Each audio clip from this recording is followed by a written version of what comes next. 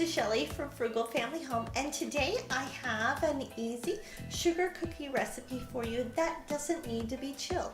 That's right, you don't have to chill it before you roll it out, saving some time in making sugar cookies.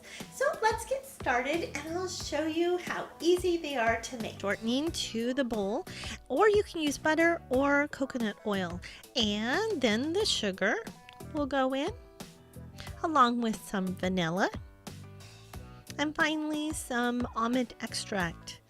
I'm going to beat this until it's incorporated well.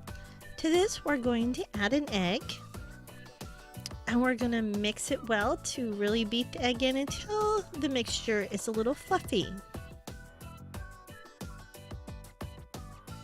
Next we'll add the flour, the baking powder, and the salt. So we're just going to mix the mixture together until it comes together and forms a really nice dough. Now if it is a little dry, you can add some milk or some water. And we're going to take the dough, no need to chill, and roll it out on a floured surface. Just push down the dough a little bit to flour it on both sides and then just roll it out. A little flour as you're rolling it out to keep the dough from sticking.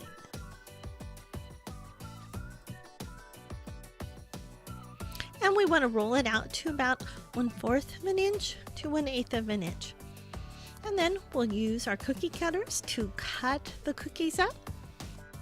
And we will carefully place these on a lined cookie sheet.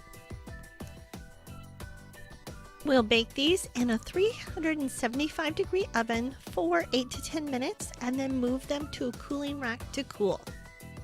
And these I'm just frosting with a buttercream frosting.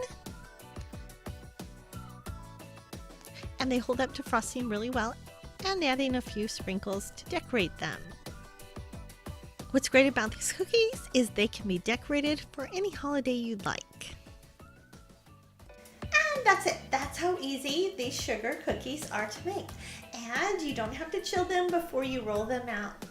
And if you want the printable recipe, look for the link in the description. And if you don't subscribe to our channel yet, we would love to have you subscribe. And don't forget to click the little bell so you'll be notified when we have new videos. Thanks so much for watching, and we'll see you next time.